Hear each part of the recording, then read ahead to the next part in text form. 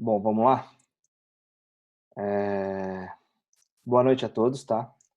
Eh, Antes da gente iniciar, eu queria só notificar, né, que hoje a gente tinha agendado com o Leandro Romualdo da IBM, né, cientista de dados. Infelizmente, o Leandro ele teve alguns problemas familiares, né? Eh, e aí quem vai participar com a gente hoje é o Alex, gestor de Data Science da Centauro, tá? Conhece bastante aí do tema, ele vai ajudar a gente. Obrigado, viu, Alex? Imagina, boa noite, pessoal. Obrigado aí pelo convite. Por aceitar esse convite aí em cima da hora. A gente sabe o quanto é difícil aí as agendas, mas vai conseguir contribuir com a gente. Bom, só falar um pouco da ideia aqui hoje. A ideia é a gente fazer um bate-papo bem tranquilo. Eu levantei algumas perguntas relacionadas ao tema em nível introdutório, claro. E aí a gente vai fazer um bate-papo. E aí o meu pedido para vocês é: vamos manter os microfones silenciados e as perguntas, a participação fica totalmente aberto ao chat. Então vocês podem ir mandando pergunta no chat e eu vou fazendo aqui ao vivo com o Alex, tá? Então participem, fiquem à vontade. A ideia é ser um bate-papo mesmo, como eu falei, tem algumas perguntas que eu já trouxe, mas vocês podem complementar isso e trazer algumas curiosidades de vocês também. Bom, vamos lá. Como eu falei, hoje a gente está com o Alex, Data Science Manager da Centauro. Alex, fica à vontade para se apresentar, falar um pouco aí da sua formação. Legal.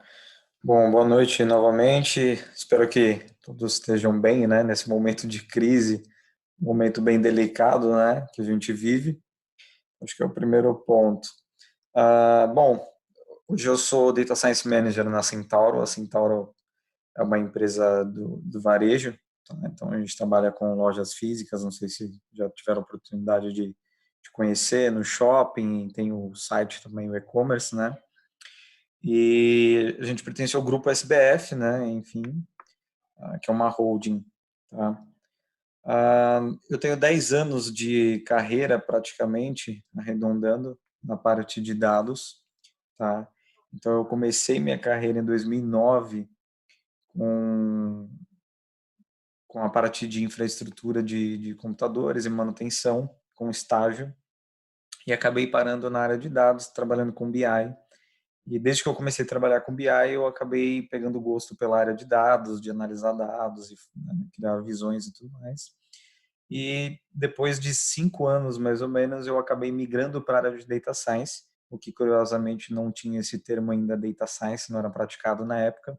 Então a gente chamava de área de Data Mining, área de modelagem estatística, Advanced Analytics. A gente não tinha essa nomenclatura de Data Science ainda tão forte como é hoje, tá? Mas que no final das contas vocês vão ver conforme a conversa de hoje que é a mesma coisa praticamente, tá?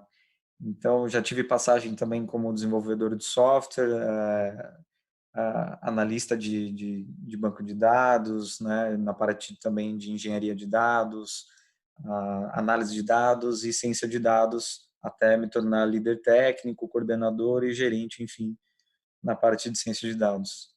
Legal, Acho que é maravilha, isso. fantástico.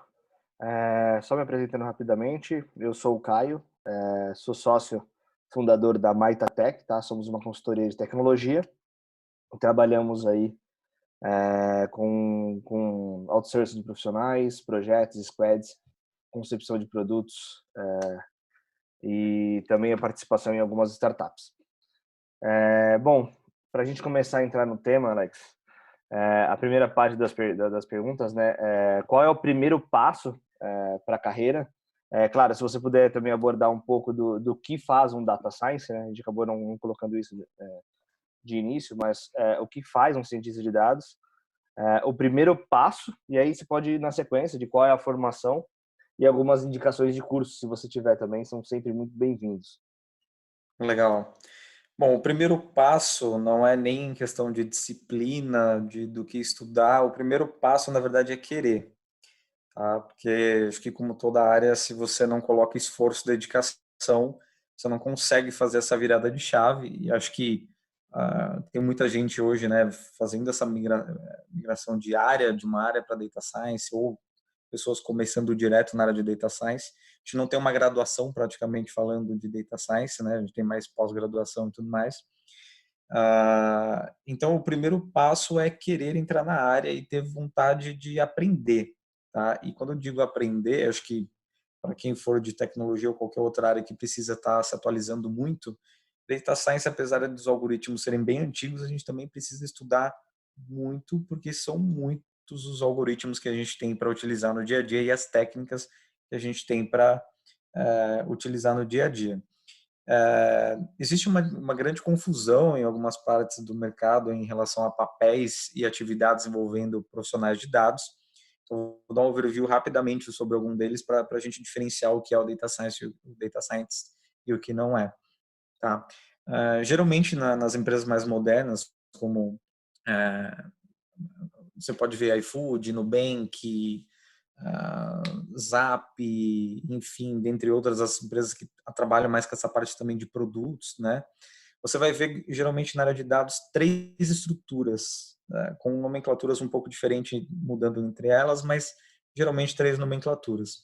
Você tem uma área de data analysis, você tem uma área de data engineering e você tem uma área de data science, tá? A área de data analysis, o que ela faz?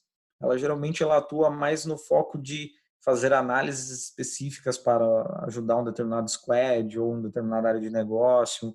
Então é o cara que vai ali cavocar o dado, ele sabe onde estão as bases muito facilmente, ele tem o domínio de onde estão as informações, de como buscá-la, como cruzar, como criar KPIs e tudo mais.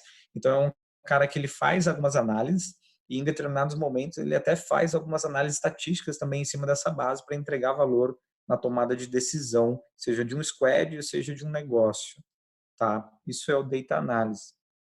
A área de data engineering, que hoje se fala bastante também, ela é uma área onde a maior parte, assim, ela tem duas vertentes.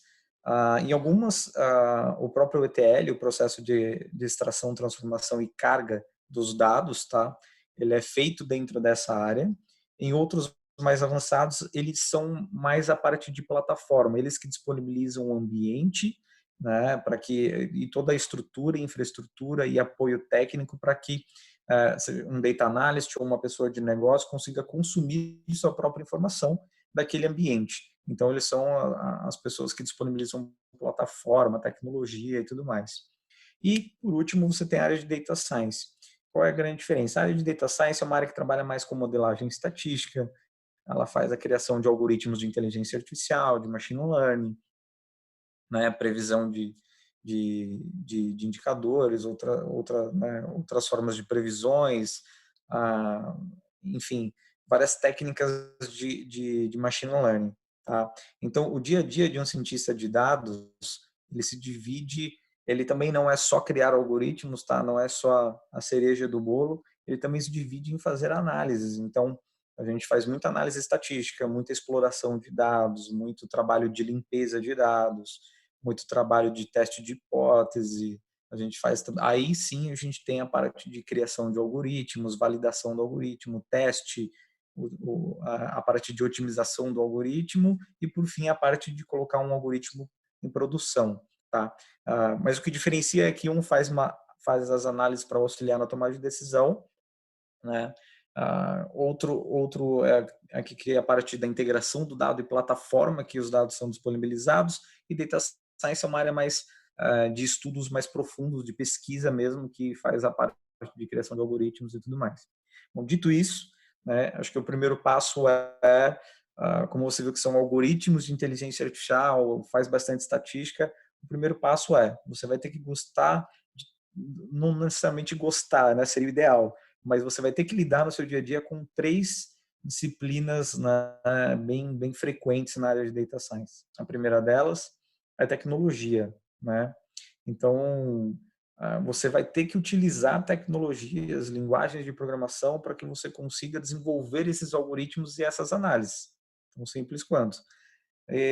Bom, para desenvolver esses algoritmos, geralmente você tem algum problema que você queira abordar para você resolver esses algoritmos, para você implementar e desenvolver essas soluções, tá? Então você vai ter sim que ter um conhecimento de negócio, daquele tema que você está estudando, você vai ter que se aprofundar ou ter alguém que te dê um subsídio daquele tema de negócio para que você consiga desenvolver bem aquela atividade. E talvez seja até um tópico que está bombando bastante nas redes sociais sobre cientista de dados poder fazer algoritmo para coronavírus ou não, porque não tem conhecimento né, na parte de medicina, biologia e tudo mais.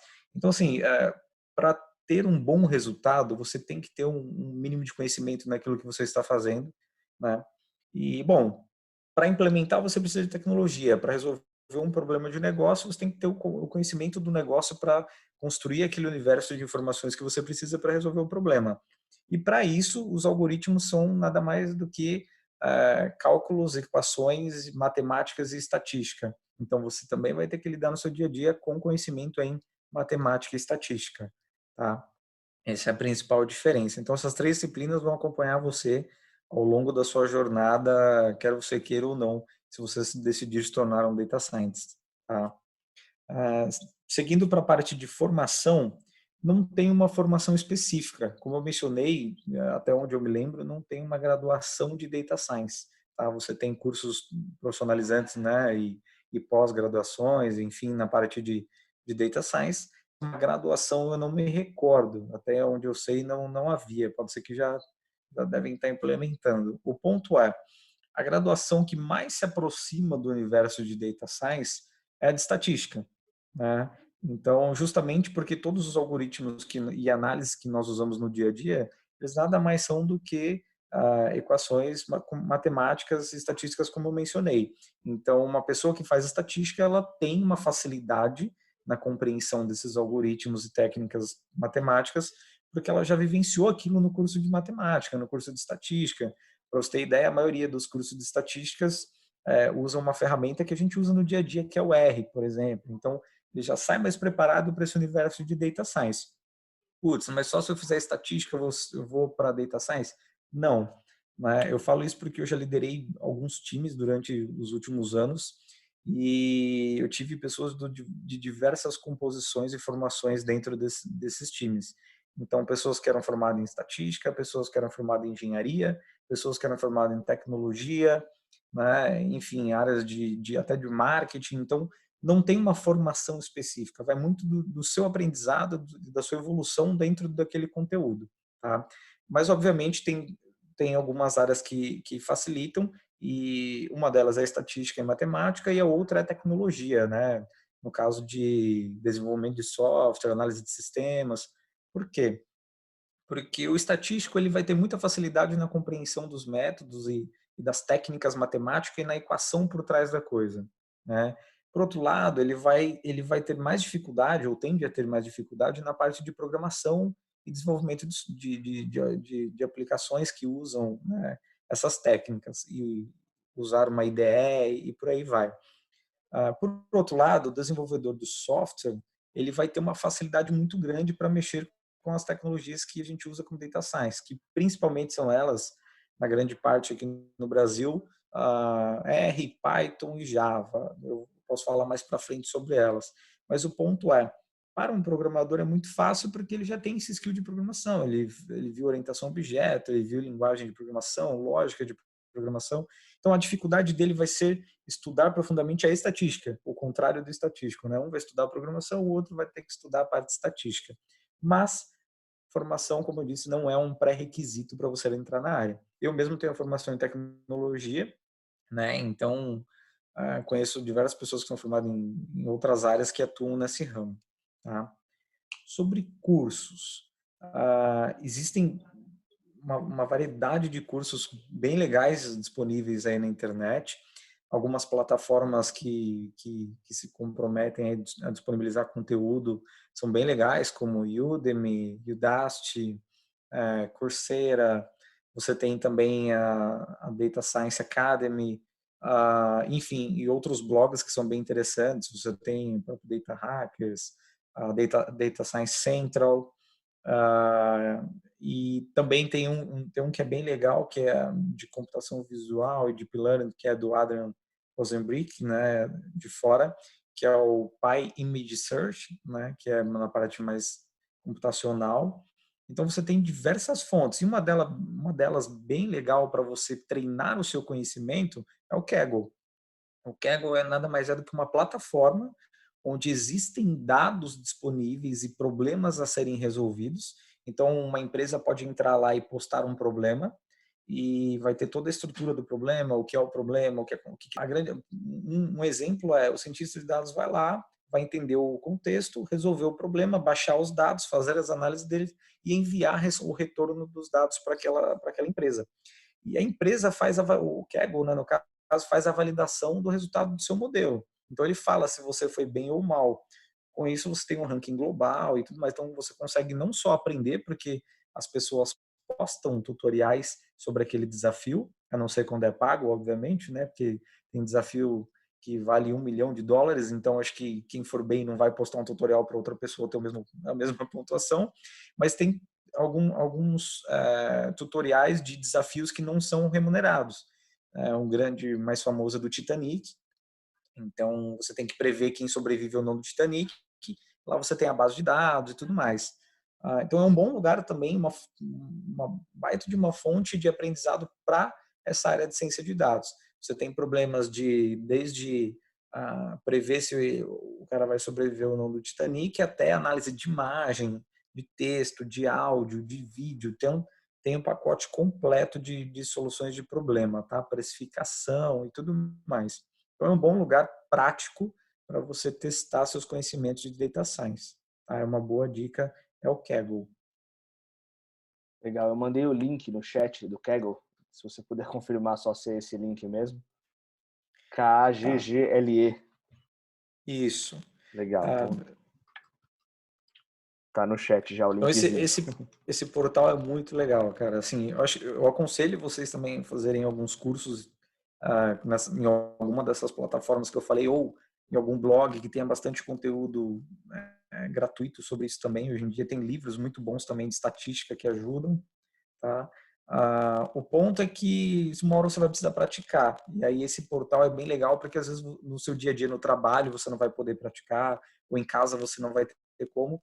O Kaggle é uma plataforma que faz com que você pratique a ciência de dados, então é bem legal.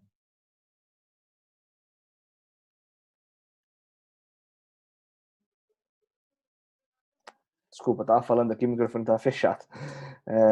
Você comentou sobre os três perfis, né? O analista, o engenheiro e o cientista.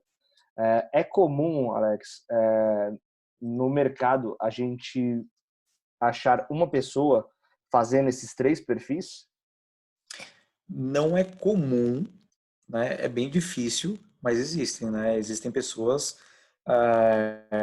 Eu mesmo já trabalhei pelas três áreas. O Leandro, ao qual ia apresentar, também já passou pelas três áreas. Então existem pessoas que já passaram por essas áreas, mas não é um perfil muito comum, né? Geralmente você tem um cara mais especializado na parte de engenharia, outro mais em análise, outro mais em data science. É meio difícil achar um unicórnio, até porque são áreas muito complexas. Então, por exemplo, o conhecimento que eu tenho hoje na minha memória de engenharia de dados não se compara à época que eu trabalhava com isso. Então, é muito Uhum. mais profundo em data science do que engenharia ou tudo mais. Então, acho que depende um pouco da carreira que você quer seguir também, tá? Legal. Você enxerga alguma, não sei se a palavra certa seria hierarquia, mas você acha que para chegar no cargo de data science, de cientista de fato, seria legal você passar por engenheiro ou como analista para chegar como cientista ou não?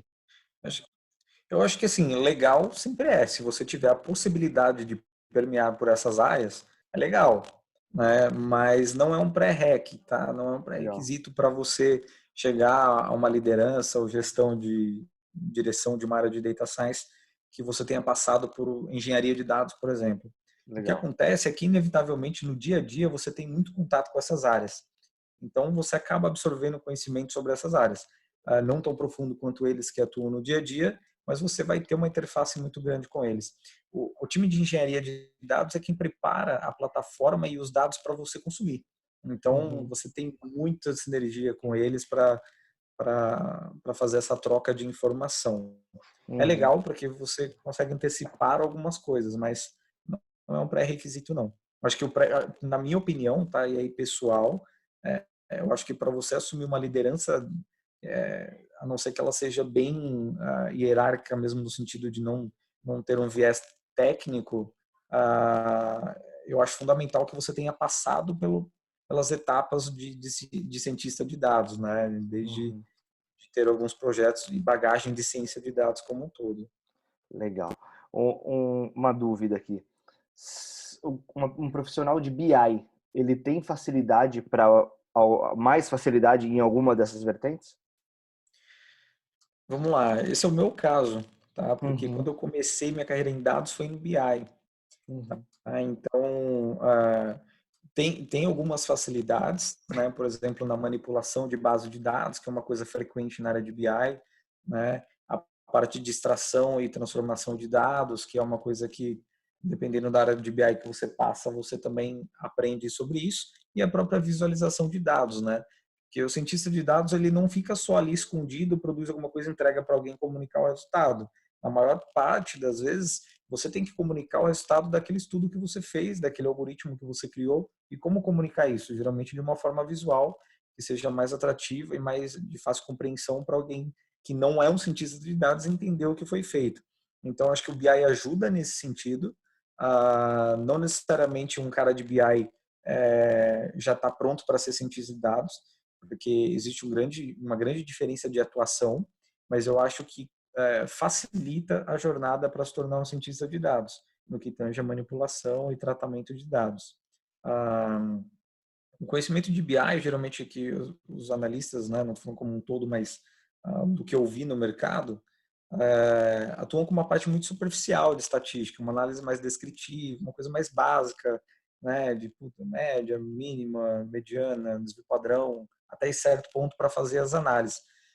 A gente, em data science, está falando de redes neurais, a gente está falando de regressões, de árvores de decisão, algoritmos mais sofisticados, estatisticamente falando, do que alguma análise mais exploratória. Então, facilita, mas um cientista de dados não é um bom analista de BI, como um analista de BI não é um bom cientista de dados necessariamente. legal. Só um facilitador. Bacana. É facilitador. Dando sequência aqui no que a gente tinha planejado, acho que você até já entrou um pouco nesses pontos, Sim, mas quais seriam, se você enxerga alguns pré-requisitos e qual a relevância de estatística e matemática? Se você quiser legal. dar uma reforçada nisso, fica à vontade. Bacana. Como eu mencionei, acho que pré-requisito assim, tem três grandes temas que você vai lidar, que é negócio, tecnologia e matemática e estatística.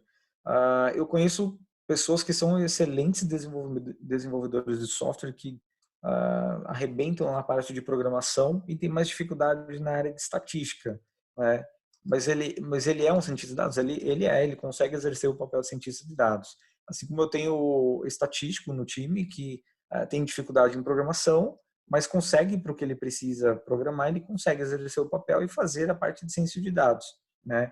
Então, o ideal é que você tenha conhecimento de programação suficiente para que você consiga implementar as suas análises. Você não precisa ser um especialista, não precisa saber desenvolver um software, não é isso. Você precisa saber implementar, né? Muita coisa na ciência de dados já vem pronta para você.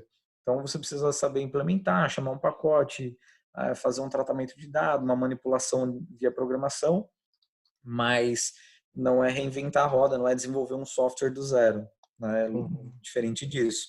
E por outro lado, né, acho que na parte estatística você também precisa ter o conhecimento daquilo que você está fazendo. O que a gente brinca, né, entre nós na parte de ciência de dados é que existe muito cientista de dados de caixinha, né? Que só vai lá, arrasta, solta e executa e fala, puta, tá pronto, rodou, funcionou. Cada caixinha, ou até na programação, hoje em Python, para fazer um modelo de machine learning, você pode usar 3, 4 linhas.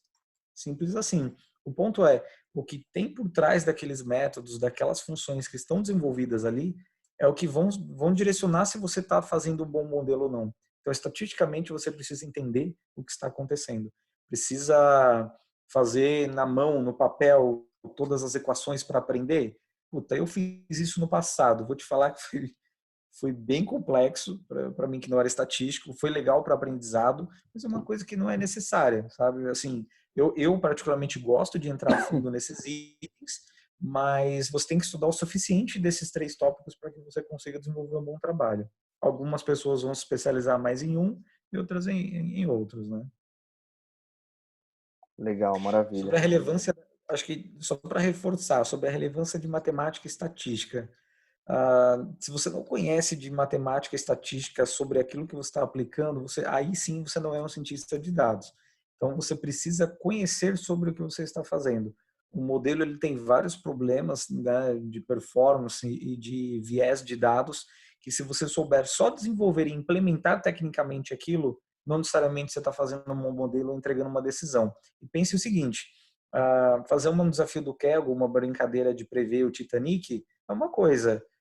Prever se uma pessoa pode ter uma doença terminal é outra. Então, se você errar um diagnóstico desse, é muito mais severo do que uma brincadeira de um portal como o Kaggle, por exemplo. Então, por isso que você precisa entrar a fundo nessas técnicas para entender o que elas fazem, como funcionam, como avaliar, como otimizá-las e implementá-las, para que você não entregue um resultado errado, implementado tecnicamente certo via programação, mas que estatisticamente não faça sentido. Tá? Isso pode ser muito prejudicial tanto para um algoritmo que seja para decidir sobre alguma coisa que influencia a vida da pessoa, quanto para uma empresa que pode perder milhões de reais num algoritmo de má qualidade. Legal, bacana. Ficou bem explicado. Galera, quem tiver dúvida aí pode mandar no chatzinho. O Alex tá aí para ajudar a gente. Bom, dando sequência aqui, uma explicação de Big Data. Você consegue definir para a Legal. gente? Esse tema que está tão na moda, Vamos, a galera fala tanto, né? Dados do petróleo, enfim. você sabe que o Brasil tem um ponto bem curioso, né? Há um tempo atrás, acho que eu fui numa palestra numa universidade e eu tinha feito essa pesquisa para levar, que eu achei curioso. Se você vê, eu não sei se está assim ainda, no próprio Google Trends, se você vê a intenção de busca das pessoas no Brasil, o Big Data ele é muito superior à inteligência artificial, data science, machine learning, ou pelo menos era na época que eu fiz a pesquisa. E enquanto fora do Brasil, é o contrário. O Big Data já está mais estabilizado. Óbvio que tem uma curva, né, de implementação, de tecnologia entre o Brasil e demais, mas o ponto também que eu vejo bastante é que a gente aqui, a gente trata muito com essa parte de uh, Big Data. Nossa, é uma tecnologia, é um armazenamento de dados, nossa, que legal, não sei o quê, vamos trazer para cá, mas para quê? Às vezes a gente não costuma ter muito essa parte crítica, né? A gente adota pelo que está em tendência, né? E é muito mais fácil também para o mercado vender Big Data do que vender a parte de inteligência artificial, machine learning, deep learning, que é uma parte um pouco mais complexa no que tange o dia a dia para uma pessoa de negócio. Tá? O Big Data, como outras formas também de armazenamento, ele é um repositório de dados, a grosso modo falando, ele serve para armazenar dados. A gente tem armazenamento relacional dos sistemas transacionais, a gente tem armazenamento de data warehouse, que é muito utilizado em business intelligence, né? E a gente tem o Big Data. Eles armazenam a informação de forma diferente, cada um com o seu viés para atender a sua necessidade. O Big Data ele vem para atender a necessidade dos grandes volumes de dados, da exigência de ter uma performance para cruzar esses grandes volumes de dados e a variedade de dados que a gente tem para armazenar, como dados estruturados e dados não estruturados. Então, eu estou falando desde armazenar uma informação que vem de um sistema transacional até armazenar vídeos, imagens, áudios e textos de outras fontes de dados para que a gente consiga cruzar essas informações e analisar essas informações, tá? Então, como eu falei, de volume, variedade e velocidade, geralmente é o que o pessoal costuma falar no mercado dos 3 Vs do Big Data, tá? Então, é variedade, volume e velocidade. Existem outros Vs, mas acho que não é o caso de entrar em detalhe, mas o grande ponto do Big Data é que podem enxergá-lo como um repositório de dados que permite grandes armazenamentos de estruturas de dados diferentes com uma performance considerável para processar tudo isso. Tá? Imagine uma empresa, sei lá, que registra milhões de transações no dia. Né? Antigamente era impossível fazer o processamento dessas informações. Hoje em dia já é possível através do uso do Big Data. Tá? Ah, acho que esse é um ponto também que vale comentar, é que Big Data não necessariamente é Data Science. Tá? Então, a gente pode ter um Big Data sem ter Data Science, a gente pode ter Data Science sem ter um Big Data. Tá? Então, são coisas diferentes. O Big Data é mais um conceito de como armazenar e tecnologias e práticas para armazenar esse dado. Data Science é como consumir, analisar, criar algoritmos e técnicas em cima daquele dado. Então, eu posso criar um ambiente, uma plataforma de Big Data que não faça Data Science, não tem algoritmo. Assim como eu posso ter um algoritmo que não necessariamente está sendo alimentado por um Big Data, está sendo alimentado por outra fonte de dados, outro conceito de armazenamento de dados. Tá? Legal. Então, isso é bem legal deixar frisado esse ponto. Tá? Bacana. Nós temos uma pergunta do chat. A Mariana Sampaio, ela perguntou se existe algum certificado que seja relevante, considerado como diferencial no mercado para a área de Data Science. Olha, certificado, eu costumo, eu sou até um pouco crítico nisso em relação à pós-graduação e tudo mais. Eu mesmo, na época que saiu a pós-graduação em Data Science, eu não fiz e fui chamado até para ser professor em uma delas, mas o ponto é que eu acho que os cursos ainda estão muito crus no Brasil em relação ao que tange Data Science, tá? Então, eu acho que a gente aborda isso de uma forma bem macro, né? Não que você não deva, se você tiver condições financeiras e tiver ao seu alcance, é sempre legal ter uma certificação. Isso é um diferencial, sim, em algumas empresas, mas o que está vindo com bastante força ultimamente nas empresas mais inovadoras é portfólio. Então, você ter alguns portfólios dentro do Kaggle ou outras plataformas com não certificado, mas com entregas de projetos bem-sucedidos e premiações dentro dessas plataformas estão sendo bem vistas na parte de Data Science. Tá? Uma coisa que talvez seja legal também, eu acho que vale a pena se você tiver oportunidade, são certificações dessas plataformas de cursos que eu mencionei. Então, Coursera, Udacity, Udemy e por aí vai, elas têm um certificado quando você conclui o curso e acho que elas oferecem um conteúdo mais especializado do que fazer uma pós-graduação, por exemplo. Tá? Um conteúdo mais técnico e aprofundado naquilo. Então vale a pena, é um diferencial sim, mas acho que dependendo do contexto que você enxerga, seja para uma entrevista ou para ser bem visto por uma empresa, ele pesa, mas não a ponto de você ser eliminado, alguma coisa assim de uma etapa de processo seletivo. Legal. Existe alguma certificadora? Por exemplo, quando a gente fala de .NET, programação, a gente tem a Microsoft, a galera de cloud tem a AWS, Azure, enfim. Existe algum órgão, alguma certificadora relevante nesse Cara, se existe mundo? algum órgão específico para Data Science, eu desconheço. O que existe o próprio Microsoft tem certificação para Data Science. Então, você tem uma certificação voltada para a área de Data Science, assim como a AWS, se eu não me engano, também tem. Então, está muito mais atrelado a quem oferece do que a um órgão. Então, essas empresas que oferecem certificações para tecnologia também oferecem certificações para a parte de Data Science. Não é uma coisa tão comum como era na parte de desenvolvimento de software, né, ou de dados, que é você ser um MCSE, você ser um, não sei o que, algumas siglas, né, de certificações, não tem muito isso no mercado de data science, tá? Uhum, legal. O Caio Lucas, ele perguntou se você tem alguma pós-graduação. Eu não possuo pós-graduação, eu fiz só a graduação e não fiz nenhuma. Legal.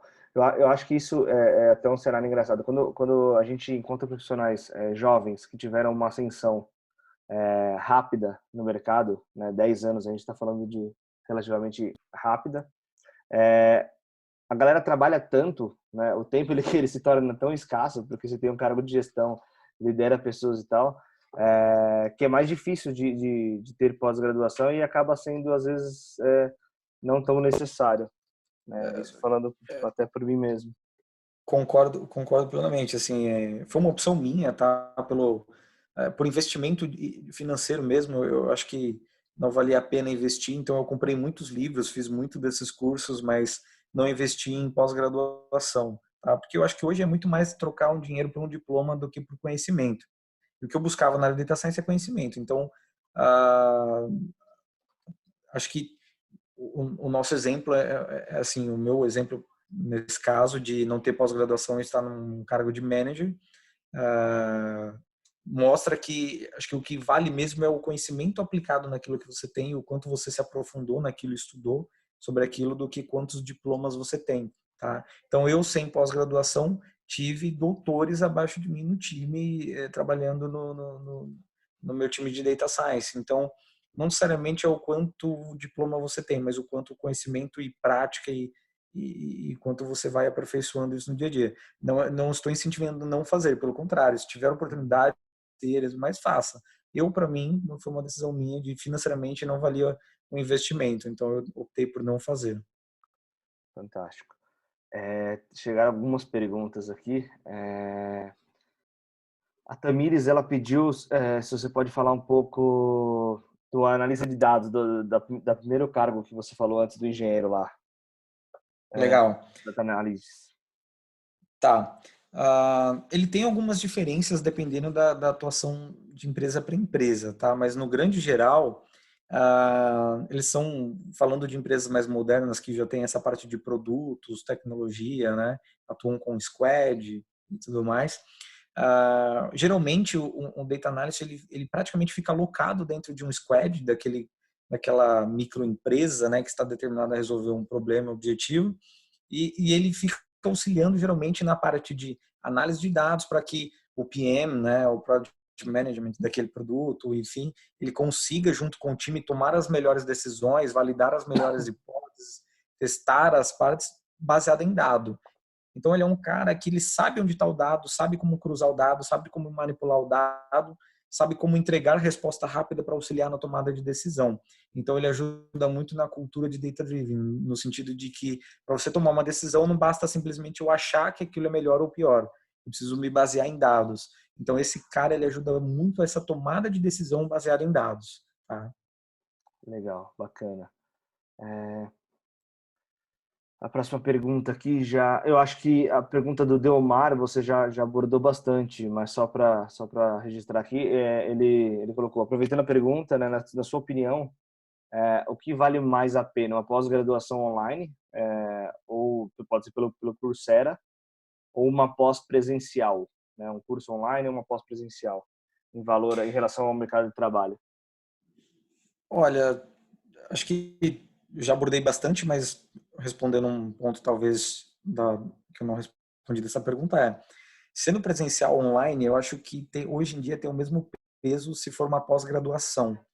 O que opinião minha, né, pessoal, faria seria de uma plataforma dessa como Coursera, alguma coisa, porque eles têm ah, algumas universidades por trás, algumas coisas de fora, né, que pioneiras nesse ponto, que professores muito bons, por sinal, que, né, não sei se todo mundo conhece, mas tem o Andrew Ng, que é um cara fantástico na parte, um dos gurus na parte de data science, inteligência artificial e tudo mais. Ele mesmo tem curso no Coursera, que ele, né, produz. Então, acho que tem pessoas renomadas que podem oferecer um conteúdo legal para você. Se tiver a possibilidade, eu particularmente optaria por um desse online, tá? Não estou desmerecendo nenhum órgão, nenhuma instituição de ensino aqui no Brasil, mas é uma opinião minha. Acho que, pelo que eu já estudei de coisas de fora, eu gostei bastante. Legal. O Felipe, ele perguntou se além de Python, de NumPy e semelhantes, tem algum conjunto de tecnologias que deveriam ser focadas. Olha, acho que assim, tem um skill set que você precisa montar ao longo do tempo. Isso vai depender muito da empresa que você está trabalhando e muito né, do foco, mas as empresas estão usando muito Python, R, né? E inevitavelmente, cara, uma coisa que o cientista de dados cada vez mais está tendo contato é SQL, manipulação de banco de dados. Então, cada vez mais você tem que ser autônomo nessa parte, não depender de que alguém cruze dados para você, para que você consiga fazer suas análises. Então, cada vez mais você está sendo exposto a tecnologias para extrair esse dado, conseguir analisar esse dado, seja com Python, com outra linguagem, Java, ou soluções de cloud como Azure, Machine Learning, AWS, enfim, independente da solução que você vai escolher. E uma coisa também que está ficando muito comum é, para tornar modelos preditivos produtivos, eu preciso ter um conhecimento um pouco mais profundo na parte de implementação. Então, construir APIs, esse tipo de coisa. Então, aí sim que você acaba aprofundando mais um pouco nessa parte de desenvolvimento para desenvolver API, entender como é que elas funcionam e tudo mais. Depende muito da necessidade, mas no grande geral, cara, 90% das empresas que eu já passei no Brasil, seja como consultor ou como empregado dentro da empresa, é Python, R, soluções open source ou cloud como AWS, Azure Machine Learning, por aí vai. Tá? Eu trabalhei na SaaS também, e a SaaS era muito forte, não sei como está agora, mas a SaaS é uma solução privada e tem uma linguagem própria, mas também era uma solução muito boa para essa área. Também muitas empresas grandes, como bancos, utilizavam bastante SaaS. Então tem Legal, isso. Não sei se eu bacana. expliquei. Show. No meu ponto de vista, super explicou. O Gilberto e o Caio, eles fizeram perguntas semelhantes, né? O Gilberto, ele fala, atualmente se fala muito de Python, e ele pergunta se isso é uma tendência, uma moda da tecnologia. E o Caio, né, já emendando, que eu tinha falado que tem muito a ver, ele pergunta se o Python já é uma linguagem para se tornar obsoleta ou se ela ainda vai permanecer uma das principais por muito tempo. O que você acha? Vamos lá. O Python realmente é uma tendência para a área de Data Science. Acho que já teve mais hype em cima dele do que tem agora. Já tem até alguns posts, né, falando da morte do Python, enfim, mas na minha opinião, do que eu vejo no dia a dia, do que eu converso com as pessoas tanto do Brasil quanto de fora, eu vejo que não é bem assim. O Python não vai morrer tão cedo, pelo contrário, ele está ganhando cada vez mais força por ser open source, né, e por ter uma facilidade e uma curva de aprendizado muito baixa das linguagens que eu já trabalhei na vida. Acho que o Python é a mais fácil de todas, então aprender Python é muito fácil, né? Utilizar Python para data science, então, é muito mais fácil. Então ele continua sendo uma tendência, sim. Não vejo que vai ter uma morte dele, não vejo que ele vai se tornar obsoleto, né? Mas estamos no universo de tecnologia. Até pouco tempo, o Python não era tão hypado assim, e hoje é. Então pode ser que amanhã surja uma nova tecnologia que cumpra melhor com essas funções, com esses requisitos e acabe ultrapassando o Python, né? O... Assim como existe essa disputa entre R e Python, né? Que eu acho uma besteira também. Eu acho que Uhum. tem que ser o que te facilita, o que te atende, independente da tecnologia, né? A tecnologia está para nos servir, não para ser o direcionador de alguma coisa. Exato, né? Exatamente. A palavra que você falou é ótima, é servir, né? Eu só complementando essa dúvida, o fato do Python, e aí você pode confirmar se isso é uma verdade ou não, tá? Já existiram muitos algoritmos prontos. Isso gera uma relevância maior para ele, por já existir algumas coisas prontas? Vamos lá. O Python ele tem um grande diferencial, tá? Na minha visão. Não só o Python, acho que agora as linguagens no geral estão se adaptando a isso, né? Ah, mas comparado a um Java, a um R, alguma coisa assim, o grande diferencial do Python é a curva de aprendizado, que é uma ferramenta uma linguagem muito fácil de se aprender. Ele pode ser utilizado tanto para desenvolvimento no tradicional quanto para parte de data science, e a parte de data science tem muito pacote, a comunidade fomenta muito, então tem muita coisa pronta, e quando eu digo pronta, é pronta mesmo, por isso que eu falo que você pode construir um modelo de machine learning com 3 linhas de código, uma que cria o modelo, outra que treina o modelo e outra que gera a predição do modelo. Simples assim. O ponto aí é que tem uma estrutura por trás dessas linhas de código que já foram feitas para que você não perca tempo fazendo isso, tá?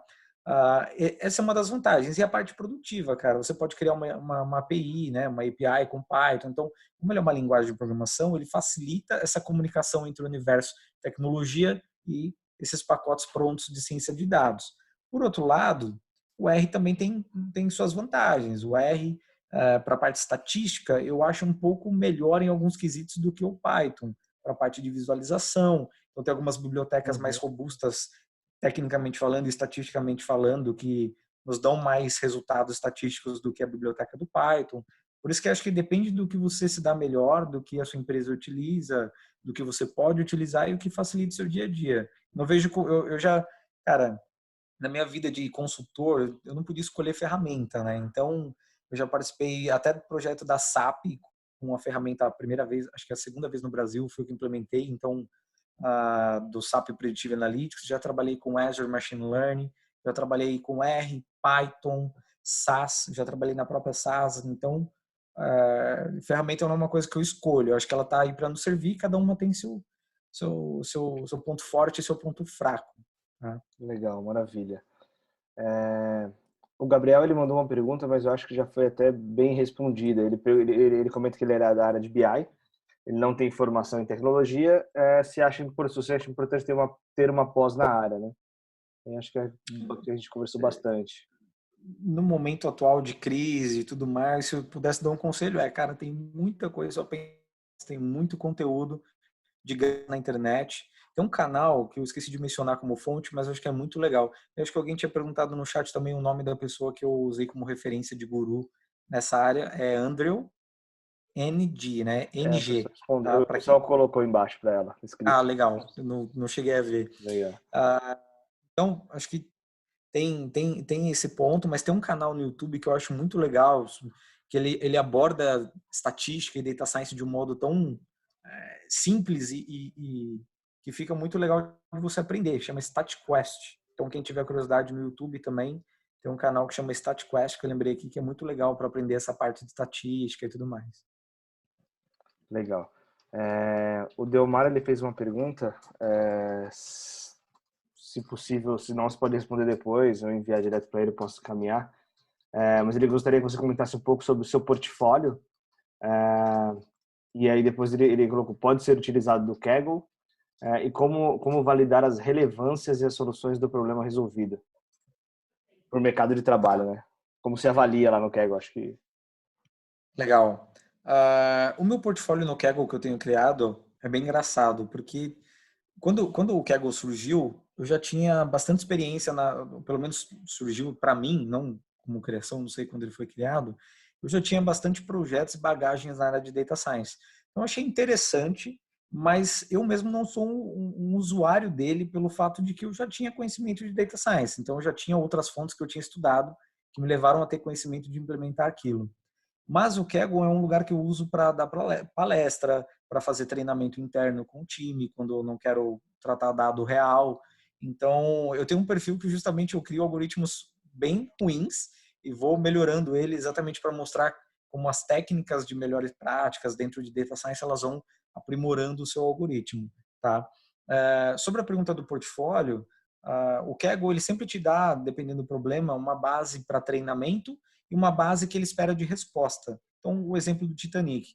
Ele fala assim, tá aqui estão os campos, você tem o sexo da pessoa, a idade, tal, quanto ela pagou e se ela sobreviveu ou não. Baseado nisso, eles têm uma outra base que fica guardada, que só eles têm acesso, com a resposta de uma determinada parte daquela população, falando se ela sobreviveu ou não. Então, elas vão passar as características da pessoa para você, e você, baseado naquilo que você aprendeu com a outra base, que você criou seu algoritmo e treinou, você vai predizer aquilo que ele está pedindo. E você envia para o Kaggle. Quando você envia para o Kaggle, ele faz a parte de avaliar o resultado do seu modelo. Então, ele te dá um score, e esse score é global, você começa a subir ou descer de posições no ranking, de acordo com a sua pontuação. É legal que você consegue ver técnicas mais avançadas que às vezes você aplica, e você vê que dão resultados, que seu modelo melhora e começa a predizer melhor.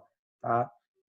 Acho que é isso. Não sei se eu consegui responder bem o ponto da pergunta, né? Foi uma pergunta bem interessante, por sinal. Não, tranquilo, matou. Se ficar algum ponto, fica à vontade para mandar no chat aí que eu abordo. Maravilha. Só para a gente dar sequência aqui também um pouco na apresentação, o próximo a gente fala sobre IA, Machine Learning e Deep Learning. Né? O que são e qual é a relação entre elas, se existe alguma relação de fato, enfim. Legal. Alguns pontos dentro da literatura voltada em Data Science, eles são meio confusos, tá? Então, assim como estatística e Data Science, tem muito estatístico que fala que Data Science é estatística moderna e vice-versa. Então, tem alguns conceitos dentro da área de Data Science que são ambíguos. Então, tem algumas coisas bem também correlatas e tudo mais. Inteligência artificial, né, o que eu considero inteligência artificial, e eu acho que bastante da literatura que eu vi está atrelado a isso. Inteligência artificial é o conceito de criar uma solução, ou seja com algoritmos, seja com uma inteligência que ela emite essa inteligência humana para fazer uma determinada tarefa, ou, enfim, realizar algum tipo de solução. Tá? A inteligência artificial ela é a parte conceitual, né, de como criar uma solução que tem uma inteligência por trás que não seja uma inteligência humana de ficar apertando o botão e tudo mais. Então, isso seria a inteligência artificial. Tá? A relação entre inteligência artificial, machine learning e deep learning, eu acho que eu vou explicar um pouquinho sobre elas, mas machine learning nada mais é que o aprendizado de máquina, são essas técnicas que eu comentei, usar algoritmos para fazer predição, para fazer segmentação, para fazer essas análises. Então, esses algoritmos em si, eles estão dentro desse universo que a gente chama de aprendizado de máquina. Tá? E deep learning nada mais é do que uma vertente, uma parte mais profunda, né, como o nome de deep learning, aprendizado profundo, que vem de machine learning, mas ela é muito mais baseada em algoritmos baseados em redes neurais. Então, em alguns lugares você vai ver que o pessoal acaba nem chamando de deep learning, acaba chamando de machine learning com redes neurais. Então, depende muito da literatura. Mas, no final do dia, deep learning é uma análise mais profunda que tem um viés voltado em redes neurais e com viés também de não só solucionar problemas de dados como esses que a gente comentou, mas problemas de análise de imagem, de vídeo, de áudio, que são dados diferentes do que a gente está acostumado no dia a dia. Tá? Então, esse tipo de coisa, reconhecimento facial, esse tipo de coisa, é tudo feito com Deep Learning. Tá? Algoritmos de Deep Learning. A relação entre eles é: inteligência artificial é um conceito de uma solução que utiliza alguma coisa, seja Machine Learning ou Deep Learning. Machine Learning é uma sub-área dentro de inteligência artificial e Deep Learning é uma área mais profunda dentro de Machine Learning, como se fosse uma escadinha. Legal, maravilha. Próximo é sobre o que a gente já falou bastante, mas sobre as E linguagens de atropelando programação. vários tópicos. Mas é assim mesmo, tranquilo. Quando a gente transforma isso em bate-papo, a gente acaba abordando bastante coisa até antes. Primeira pergunta é sobre as linguagens de programação, né? Que a gente falou bastante sobre R, Python e tudo mais. E se programadores têm facilidade com a migração, né? E aí eu aproveito para completar e perguntar a sua opinião assim, né? É mais fácil um programador emergir em data science ou um estatístico entrar na área de data science? Qual que é a sua visão? Cara, é uma boa pergunta e eu não tenho uma resposta exata para ela, porque eu já tive situações dentro dos times que eu liderei mais diversas. Então, eu tive um menino que era estatístico, que, cara, ele entrou na programação de um jeito que parecia programador, entendeu? Então, ele se virou muito na programação, tá? E eu tinha um programador que entrou tanto na parte estatística que eu falei, cara, se alguém perguntar, não sabe que ele não é formado em estatística, porque ele aprofundou muito nisso. Então, acho que depende muito da pessoa, da vontade de aprender. Acho que programador tem facilidade se ele estiver disposto a aprender sobre essa parte matemática e estatística, né? Acho que faz parte do programador, porque um programador ele pega imagino eu, um código e ele não só implementa e fala, implementei. Se é um método, alguma coisa que ele desconhece, ele tem a curiosidade de entrar, entender o que está fazendo por trás. A diferença é que aquele método, aquilo que faz por trás é uma estatística. Então ele vai ter que entender um pouco sobre estatística para entender o que aquele método está fazendo e retornando para ele. Tá? Mas tem uma facilidade sim, essas duas vertentes. Eu acho que para se tornar um engenheiro de machine learning, que talvez é uma das funções que eu não comentei aqui, que algumas empresas têm, que são pessoas que cuidam mais do pipeline de um modelo preditivo, né, dessa manutenção do modelo, de subir o modelo, de qual é a melhor forma. Esse cara, com certeza, o programador tem muito mais facilidade do que o estatístico. Isso é fato. Uhum. Agora, para a área de atuar como cientista de dados em si, não tem uma regra definida. Acho que depende muito da pessoa. Legal, bacana. O Pérez, ele tinha mandado uma pergunta no bate-papo. Ele comenta que ele está se formando em engenharia de produção, né? E ele quer migrar para a área. Ele pergunta se ele deve focar, né? Onde ele deve focar a capacitação inicial, visando que o curso dele já tem uma carga legal de estatística. né? E ele não conhece de programação. Qual que você acha que é o foco para ele? Legal, vamos lá. Inclusive, já tive engenheiro de produção no meu time de Data Science, por isso que eu falo que é bem amplo, né? Então, acho que não tem um pré-req. Se ele já tem essa estatística, ele precisa entender só se essa estatística é uma estatística suficiente para atuar na área de Data Science, tá? Quando eu falo isso, eu estou falando de estatística para Data Science, eu estou falando de estatística inferencial, né, de probabilidade, eu estou falando de distribuições de probabilidade, estou falando de teste de hipótese, eu estou falando de modelos de regressão, eu estou falando de multicolinaridade, de árvores de decisão, estou falando de até coisas mais básicas como descritivo, como quartil, percentil, interquartil. Então, eu estou falando dessas técnicas, desse conteúdo de estatística, tá? Então, eu não sei qual é o nível de estatística que você está tendo no seu curso. Mas se você já tem uma breve noção de estatística, o que você vai sentir muita dificuldade é a programação. Mas eu, quando comecei, apesar de ter know-how de programação, eu comecei estudando livros de econometria. O primeiro livro na área de data science foi um livro de econometria, não me recordo o autor, mas foi um livro de econometria emprestado de um amigo meu. E eu fazia data science no Excel. Então, eu aprendi a fazer minha primeira correlação, minha primeira regressão, entre aspas, simples, no Excel. Então, não tive programação. Aí eu entendi como aquilo funcionava. Eu fiz no papel de pão, entendi como as equações funcionavam. E, cara, eu tô confiante, tô com o conceito e com a teoria. Quando chegou na programação, foi tranquilo, porque às vezes a programação daquilo que você escreveu no papel, você ficou 2 dias fazendo uma regressão na mão no papel, chega na programação no Python uma linha. Então ela até faz você perder esse medo de programar, porque ela é tão simples que você fala, puta, eu fiz na mão, calculei o método dos mínimos quadrados da regressão na mão, fiz um puta de um papel, e aí eu cheguei aqui, isso aí é uma linha no Python. Então, aquilo que se tornava difícil aprender a programar acaba se tornando fácil. Depende do jeito que você vai começar. Eu acho que o legal seria você aprimorar um pouco mais essa estatística, entender como o data science funciona, né? E aí acho que você vai mais de peito aberto para essa parte de programação, tá? Porque se você tentar entrar para a programação agora, você vai se deparar com o problema de aprender a programar e aprender sobre aquilo que está sendo feito lá dentro na estatística. Então, foque em um primeiro, depois o outro vai vindo naturalmente conforme a sua necessidade, tá? Legal, maravilha. É... O Gabriel ele fez uma pergunta, e aí eu também tenho uma pergunta só para pegar esse gancho da dele. Ele pediu para você comentar sobre um pouco sobre a área de BI, né? Como está o mercado, se você tem alguma opinião sobre isso. Legal. E em relação à data science, né? E aí, completando só essa pergunta, eu queria entender a sua visão em relação à abertura de entrada dentro da data science. Tem muita vaga para trainee, estagiário, júniors. Como que é a abertura dessa área? Legal. Então, sobre o primeiro ponto, a pergunta sobre o BI, o mercado de BI.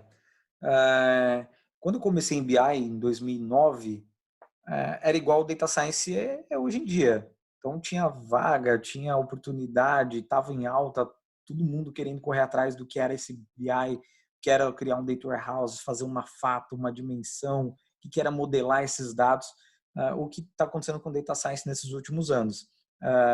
O ponto que eu venho percebendo nas empresas, na minha opinião, das empresas que eu conheço, e principalmente de fora do Brasil, que acho que mais forte ainda, é que BI ele está sendo cada vez mais self-service do que o que a gente estava acostumado de ter aquele batalhão de gente fazendo ETL, fazendo um monte de coisa. Então, uma empresa como uma Nubank, essas outras empresas, elas atuam de forma que o BI ali ele acaba sendo muito self-service dentro da mão do próprio usuário de negócio, com ferramentas que facilitem ele cruzar esses dados e geralmente você acaba tendo um time mais de suporte técnico, de implementação, que acaba ajudando mais no ETL, esse tipo de coisa, tá?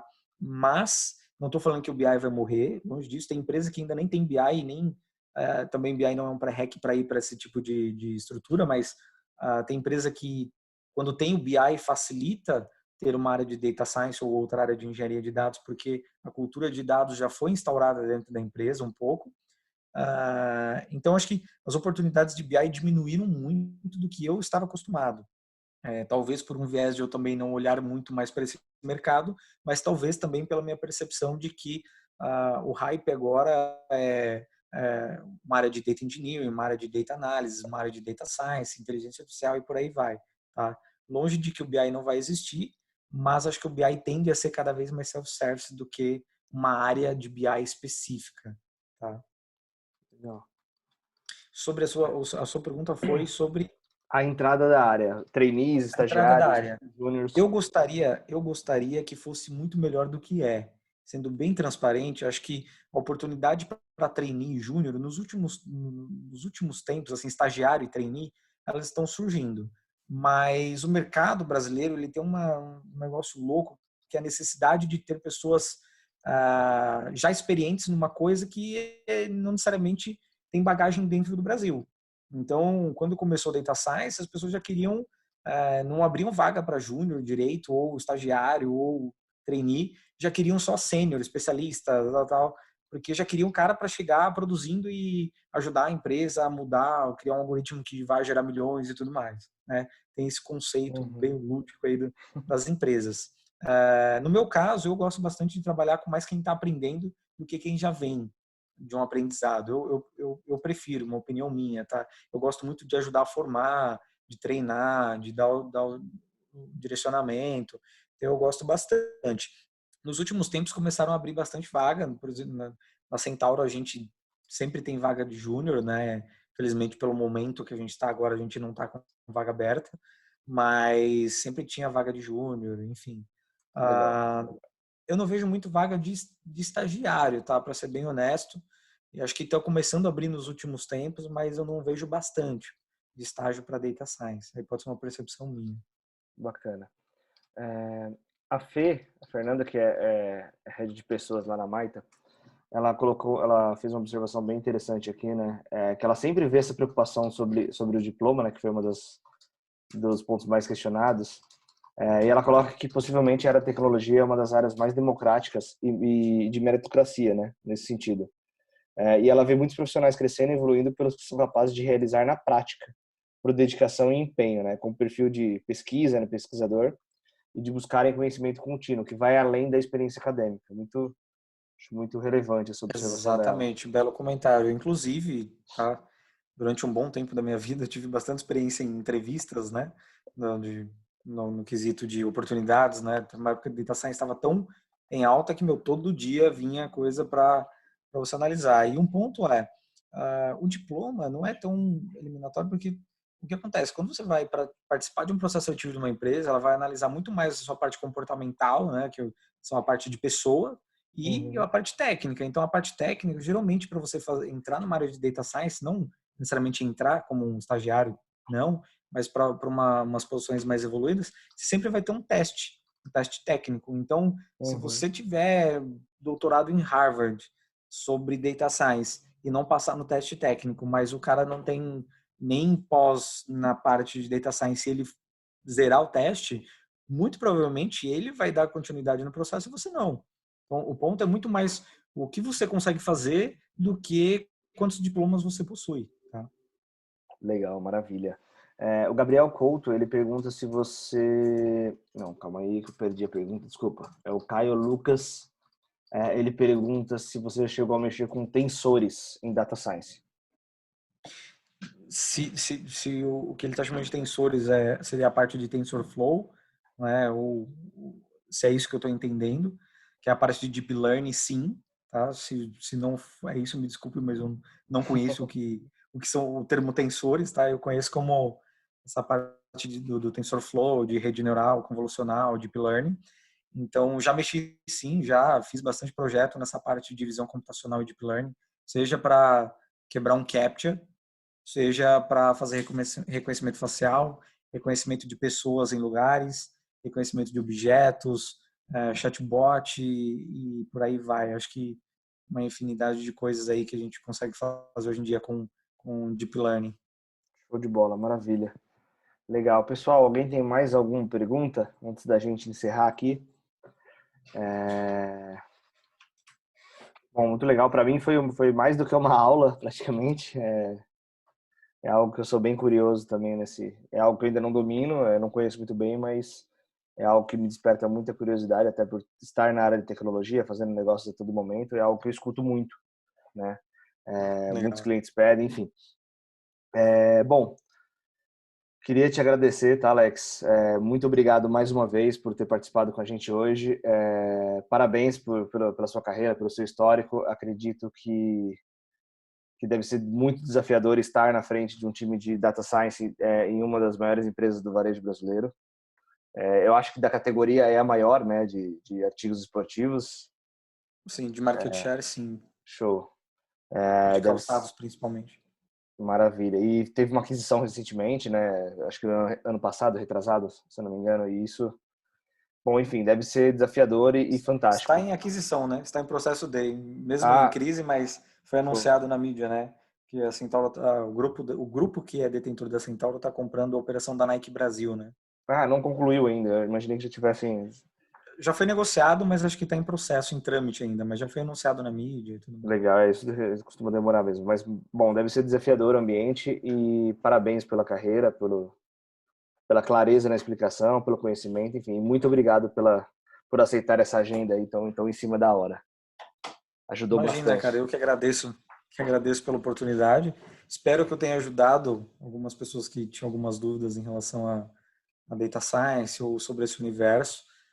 E fico à disposição, cara, para outros eventos futuros também. É sempre legal compartilhar. Eu acho que eu esperava muito na época quando surgiu que tivesse bastante conteúdo assim, não tinha. Então eu Uhum. assistia os gringos, né, e ficava vendo eles fazerem esse tipo de conteúdo. Então acho que hoje, depois de eu obter esse conhecimento, é nada mais justo do que também ajudar a disseminá-lo. Então eu não participo de eventos pagos, então Uhum. alguns eventos que bem famosos aí que já me chamaram aí no Brasil, mas eu não participo. Então, bate-papos como esse, palestras em universidades, esse tipo de coisa eu acho que é bem interessante para ajudar quem está começando na carreira. Maravilha, cara. Obrigado. Agradeço a todos que participaram também. Muito obrigado.